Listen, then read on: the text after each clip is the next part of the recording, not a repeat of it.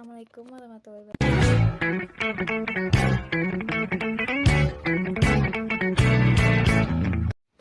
Assalamualaikum warahmatullahi wabarakatuh. Perkenalkan, nama saya Mutiara Cimatul Umah dari Prodi PJKI tingkat 4. Di sini saya akan menjawab soal-soal mata kuliah filsafat olahraga. Oke, di sini saya akan menjawab soal pertama, yaitu pendidikan jasmani berakar pada filsafat humanisme dan progresivisme yang menekankan pengembangan manusia seutuhnya, seperti fisik, mental, dan sosial. Prestasi akademik bukanlah tujuan utama, melainkan hasil sampingan dari proses pembelajaran yang holistik. Proses seperti pembentukan karakter, kerjasama, disiplin, dan kesadaran tubuh jauh lebih penting. Jika prestasi akademik menjadi tujuan utama, penjas kehilangan esensinya sebagai pendidikan of the physical, bukan of the physical. Lalu, analisis capaian pembelajaran lulusan di tengah kendala yaitu pandemi dan perubahan kurikulum memaksa pembelajaran daring yang bertentangan dengan hakikat penjas yang memerlukan interaksi fisik langsung. Akibatnya, ranah psikomotorik, keterampilan gerak, dan efektif sportivitas empati sangat terganggu meski kurikulum adaptif muncul. Ketimpangan capaian antar daerah semakin lebar. Solusinya perlu dirumuskan lebih fleksibel dengan penekanan pada kompetensi proses, misal kemampuan adaptasi gerak daripada output kuantitatif semata. Lanjut ke jawaban yang kedua, yaitu saya setuju dengan argumen filosofis secara kritis. Olahraga modern telah mengalami reifikasi dalam perspektif logika kapitalisme mengubah pertandingan menjadi komoditas, atlet sebagai selebritas, klub sebagai korporasi, dan penonton sebagai konsumen. Nilai-nilai pendidikan tergeser oleh tuntutan rating, sponsor, dan keuntungan. Dalam pandangan Jean, olahraga menjadi simulacra tanda tanpa realitas asli. Pertandingan lebih sebagai tontonan hiperal daripada proses pendidikan, namun tidak sepenuhnya hilang. Level amatir dan pendidikan masih mempertahankan esensi lama, tapi secara dominan pernyataan tersebut benar.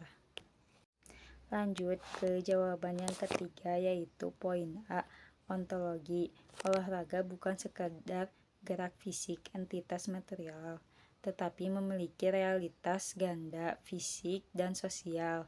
Dalam ontologi kritis, olahraga adalah konstruksi sosial yang objektif. Ia nyata sebagai praktik budaya yang mempengaruhi kehidupan. Jadi, ia adalah realitas bermakna karena memiliki esensi yang melampaui materi. Poin B, yaitu eksistensialisme. Olahraga adalah sarana penciptaan makna subjektif. Atlet memilih bertindak dan bertanggung jawab atas proyek dirinya. Seperti pandangan sastra, eksistensi mendahului esensi.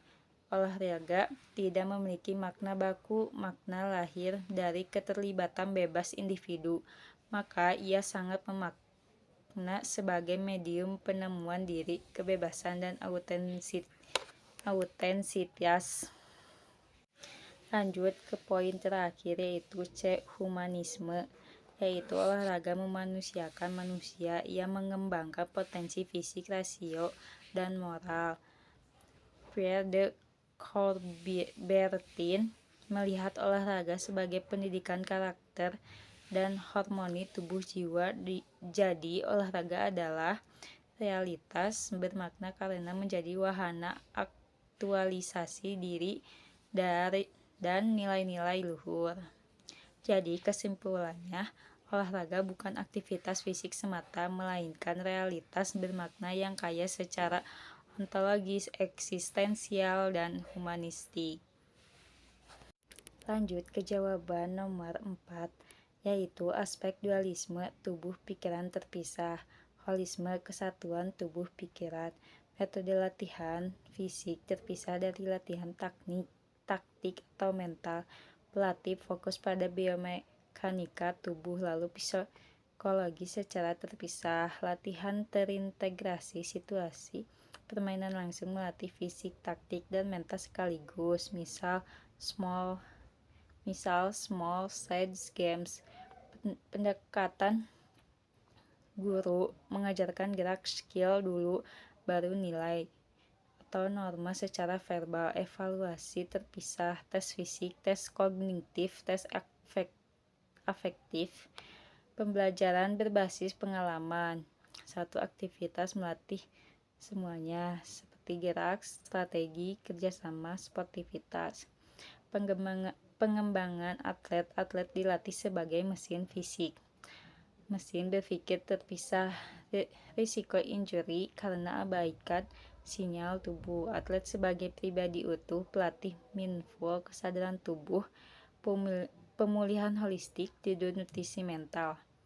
Atlet lebih adaptif dan tahan lama, jadi holisme lebih sesuai dengan hakikat olahraga modern dengan kompleks, meskipun dualisme masih dominan dalam praktik pelatihan tradisional. Lanjut ke jawaban nomor 5, yaitu poin pertama, makna. Ada 3, yaitu sportivitas, sikap menghormati lawan, wasit, aturan, dan semangat pertandingan, menerima kemenangan dengan rendah hati dan kekalahan dengan lapang dada. Yang poin kedua, kejujuran, bertanding tanpa tipu daya, tidak manipulasi hasil, mengakui kesalahan sendiri. Poin terakhir, fair play, yaitu menjalankan aturan secara konsisten, memberi lawan kesempatan setara, tidak mencari keuntungan ilegal. Poin B, yaitu relevansi, nilai-nilai ini tetap relevan, bahkan lebih penting di tengah komersialisasi. Tampaknya olahraga kehilangan legitimasi sosial dan makna kemanusiaan, namun relevansi bergeser, dulu sebagai ideal moral, kini sebagai prasyarat eksistensi industri olahraga. Poin C, yaitu krisis nilai. Ya, olahraga modern mengalami krisis nilai struktural karena poin pertama, tekanan finansial mendorong doping, manipulasi skor, dan kecurangan wasit. Poin keduanya yaitu sistem meritokrasi yang ekstrim menciptakan kemenangan apapun caranya. Poin terakhir yaitu perspektif filosofis.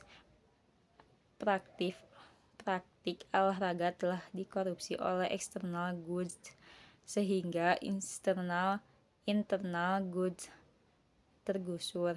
Namun krisis ini tidak membunuh nilai, justru memunculkan gerakan perlawanan atlet pelapor, kebijakan anti-doping yang lebih ketat. Nilai-nilai itu masih relevan sebagai horizon kritis yang harus diperjuangkan.